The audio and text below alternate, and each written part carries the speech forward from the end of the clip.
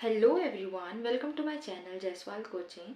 Today we are going to study Mendel's pea plant experiment. So let's start without wasting time. So first point is the F1 generation. When crossing a tall plant and a short plant, there were no medium height plant. ठीक है, तो इसमें क्या बोल रहा है कि जब टॉल प्लांट को शॉर्ट प्लांट के साथ क्रॉसिंग किया गया या हाइब्रिडाइजेशन किया गया तो उसमें मीडियम प्लांट आना था, है ना। जब शॉर्ट और टॉल को मिला रहे हैं तो मीडियम आना चाहिए, राइट, नेक्स्ट जनरेशन में। लेकिन क्या हुआ कि सारे जो हैं वो कैसे आए, टॉल प्लांट आए। All offspring were tall. The shared this shared that the tall trait was dominated, है ना। तो इसमें क्या बताया कि जो टॉल प्लांट था वो क्या था, वो डोमिनेटेड था। हमने पहले ही देखा है, पहले ही वीडियो में देख लिया कि डोमिनेंट और रिसेसिव क्या होता है। डोमिनेंट जो है वो अपना कैरेक्टर नेक्स्ट जनरेशन में रिप्रेजेंट करता है और जो रिसेसिव है वो अपना कैरेक्टर छिपा देता है।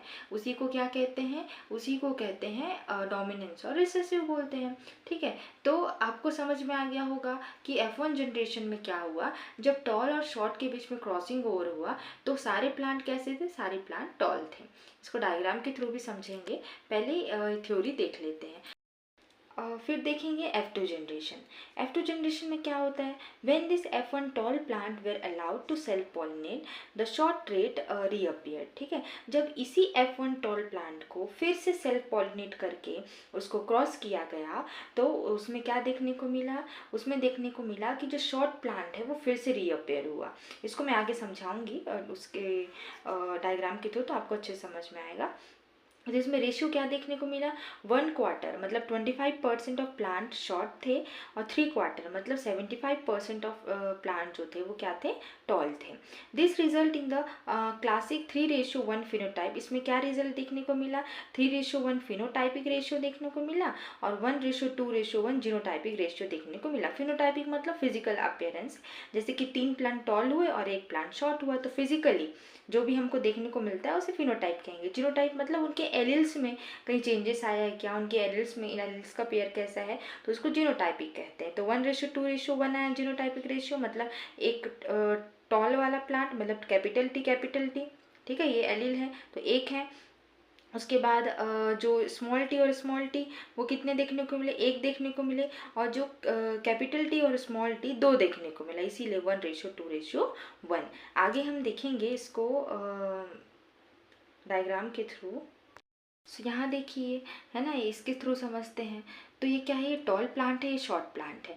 जब इसमें एलिल क्या क्या है, कैपिटल टी और इसमें एलिल क्या है, स्मॉल टी। जब ये दोनों के बीच में क्रॉसिंग ओवर हुआ तो प्लांट कैसा निकला, टॉल निकला। मतलब सारे प्लांट जो हैं वो कैपिटल टी और स्मॉल टी एलिल्स में देखने को मिला। सारे प्लांट कैसे हुए, टॉल हुए। देखो यहाँ पे अगर कैपिटल टी है तो ये प्लांट कैसा होगा, टॉल होगा। हमने पहले ही देखा है, जो स्मॉल टी है जो रिसेसिव रहता है अपना कैरेक्टर छिपा देता है, मतलब जो प्लांट है शॉर्ट नहीं होगा, वो कैसा होगा, टॉल होगा। तो ये F1 जनरेशन का था। अब इसी प्लांट को इसी से ही क्रॉस करवाएंगे, जैसे कैपिटल टी और स्मॉल टी है तो और इसी में से इसी को ही सेल्फ पॉलिनेट कराएंगे। तो आगे देखते हैं आगे का रिजल्ट कैसा होगा। तो देखो यहाँ पे टॉल और टॉल को, मतलब F1 जनरेशन में जो रिजल्ट आया उसके बीच में अगर क्रॉसिंग और कराते हैं, सेल्फ पॉलिनेशन कराते हैं, तो कैपिटल टी स्मॉल टी दोनों के बीच में क्रॉस कराएंगे तो कैसा आएगा रिजल्ट। यहाँ पे एक आएगा कैपिटल टी, फिर capital T small T, capital T small T और स्मॉल टी। तो ये प्लांट कैसा होगा, दोनों टी है, मतलब क्या होगा, टॉल होगा। इसमें ये कैपिटल टी है, स्मॉल टी है, मतलब एक डोमिनेंट है और रिसेसिव है, तो क्या होगा, ये टॉल होगा। क्यों, क्योंकि जो रिसेसिव वाला है अपना कैरेक्टर छिपा देता है। इसमें भी रिसेसिव कैरेक्टर अपना कैरेक्टर छिपा देगा, रिसेसिव ट्रेट अपना कैरेक्टर छिपा देगा, तो ये क्या है, डोमिनेंट जो है टी टॉल होगा, है ना। यहाँ पे दोनों रिसेसिव है तो मतलब प्लांट कैसा होगा, शॉर्ट होगा। तो ये क्या कहलाते हैं, F2 जनरेशन कहलाता है। अब यहाँ पे आपको देखना है फिनोटाइपिक रेशियो और जीनोटाइपिक रेशियो बताना है। तो फिनोटाइप मतलब उनका जो फिजिकल अपीयरेंस वो कितना है, देखो कितने टॉल है, 1 2 3, तो इसलिए 3, और कितना शॉर्ट है, 1 शॉर्ट है, तो ये 3:1। उसके बाद है जीनोटाइप कैसा होगा, जीनोटाइप मतलब उनके जो एलिल्स कैसे पेयर बनाए हैं। तो कैपिटल टी कितना है, 1 है तो 1 लिखिए, कैपिटल टी स्मॉल टी 2 है तो 2 लिखिए, स्मॉल टी और स्मॉल टी कितना है, 1 है, तो ये जीनोटाइपिक रेशियो हुआ, ये फिनोटाइपिक रेशियो। तो मैंने बहुत कोशिश की आपको समझाने का। आई होप कि आपको समझ में आया होगा कि कैसे यहाँ पे हुआ। ठीक है, अब उसको आगे देखते हैं, आगे के टॉपिक्स देखते हैं। कुछ और भी एजम्पशन है जो कि मेंडल ने किया था। तो Mendel started his experiment with contrasting character in the following manner. देखो, हमने इस वीडियो से पहले एक उसमें हमने पढ़ा था, एक टेबल पढ़ा था जिसमें क्या था, टाइप्स ऑफ कैरेक्टर। तो उन्होंने एक एक कैरेक्टर लेके सब कुछ स्टडी किया था। तो देखते हैं, एक और एग्जाम्पल देखते हैं। पहले हम लोग टॉल और डॉर्फ वाला देख लिए थे, अब हम क्या देखेंगे, एक और एग्जाम्पल देखेंगे। ठीक है, assuming the character of pure purple and white flower. तो प्योर पर्पल कलर का फ्लावर और वाइट फ्लावर वाला पी प्लांट है ना, तो उसके बीच में क्रॉसिंग ओवर करेंगे तो क्या आएगा रिजल्ट। अब आपको समझ में आ गया होगा, ऑब्वियस सी बात है। हमने देखा था कि पर्पल क्या था, उस टेबल में हमने देखा था पर्पल कैसा था। पर्पल जो था वो डोमिनेटेड था और वाइट कैसा था, रिसेसिव था। देखते हैं इसको।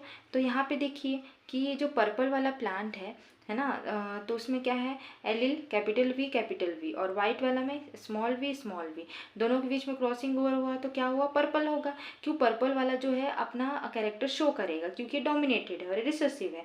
तो सारे प्लांट कैसे होंगे, पर्पल होंगे F1 जनरेशन में। इसी से क्रॉस करवाएंगे, मतलब कैपिटल वी स्मॉल वी को कैपिटल वी स्मॉल वी के साथ क्रॉस करवाएंगे तो क्या आएगा रिजल्ट। तो यहाँ देखिए कि दोनों को जब इसको इसी से क्रॉस करवाए है ना, तो क्या है रिजल्ट, एक capital v small v, sorry capital v small v, capital v small v और स्मॉल वी। तो ये डोमिनेटेड है तो पर्पल, ये यहाँ पे भी डोमिनेटेड है पर्पल, यहाँ पे भी डोमिनेटेड है पर्पल, और ये दो है छोटे हैं, मतलब ये क्या है, रिसेसिव है। तो ये क्या हो जाएगा, वाइट कलर का हो जाएगा। तो आपको समझ में आया होगा। ये कुछ और एजम्पशन थे मेंडल के। अब आपको कुछ भी दे दे क्वेश्चन में, आप आराम से बना लोगे अगर आपको ये समझ में आया होगा तो। अब उसके बाद है मेंडल्स लॉ ऑफ सेग्रीगेशन देखेंगे। मेंडल्स लॉ ऑफ सेग्रीगेशन, इसको देखते बहुत इंपॉर्टेंट लॉ है। तो इन्होंने इसमें बताया था कि Mendel discover that characters are controlled by a pair of factor. तो मेंडल ने ये बताया था कि जो कैरेक्टर है वो उस कंट्रोल करता है, कौन, फैक्टर कंट्रोल करता है। और फैक्टर को हम क्या नाम से जानते हैं, जीन या एलिल्स नाम से जानते हैं। और कौन कौन से कैरेक्टर, जैसे कि फ्लावर का कलर, पोट कलर है ना, उसका टॉलनेस, डॉर्फनेस, तो ये सब जो है उसका कैरेक्टर है। तो उस सबको कंट्रोल कौन करता है, उसको कंट्रोल करता है जीन्स या एलिल्स। नेक्स्ट पॉइंट है when an organism makes gamete. जब ऑर्गेनिज्म गैमेट बनाता है, मतलब स्पर्म या egg, those two factors separate, these two factors separate, segregate completely independently, they never mix or blend। देखो क्या बोल रहा है कि जब भी कोई ऑर्गेनिज्म गैमेट बनाता है और उनके बीच में अगर वो ऑफस्प्रिंग बनाता है, तो वो जो ऑफस्प्रिंग है उसमें कम्प्लीटली एक सिंगल कैरेक्टर होगा, ना कि दोनों का मिक्स होगा। जैसे कि हमने देखा कि जो टॉल है और टॉल और शॉर्ट प्लांट को क्रॉस करवाया गया था, डॉर्फ प्लांट को क्रॉस करवाया गया था, तो वो मीडियम साइज का प्लांट तो नहीं बना था। वो कैसे बना था, वो टॉल बना था, है ना। तो वैसे ही जो फैक्टर हैं वो सेपरेट हो जाते हैं, मतलब जीन्स जो है वो सेपरेट हो जाते हैं, वो मिक्स या ब्लेंड नहीं होते हैं। ठीक है, तो आपको मेंडल्स लॉ ऑफ सेग्रीगेशन समझ में आया होगा। अब देखते हैं नेक्स्ट पेज में। तो फ्लावर का एग्जाम्पल देखते हैं इसमें कि जो पर्पल फ्लावर है have factor like v capital v and small v.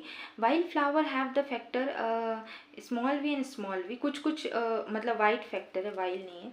White flower जो है उनके पास कौन से फैक्टर थे, small v. Even in the hybrid plant में भी क्या है, capital v small v, the capital v and small v remain completely distinct. ये जो है हाइब्रिड प्लांट में भी जो कैपिटल वी और स्मॉल वी है वो कम्प्लीटली डिस्टिंक्ट है, अलग अलग है। ठीक है, अब उसके बाद आपको समझ में आ गया होगा Mendel's law of segregation. Mendel's law के कुछ एक्सेप्शन भी थे। तो आपकी बुक में एक ही पॉइंट दिया हुआ है कि इसमें जो ऑर्गेनिज्म होते हैं जो गैमेट प्रोड्यूस नहीं करते, उनको ये नहीं समझा पाया मेंडल्स लॉ।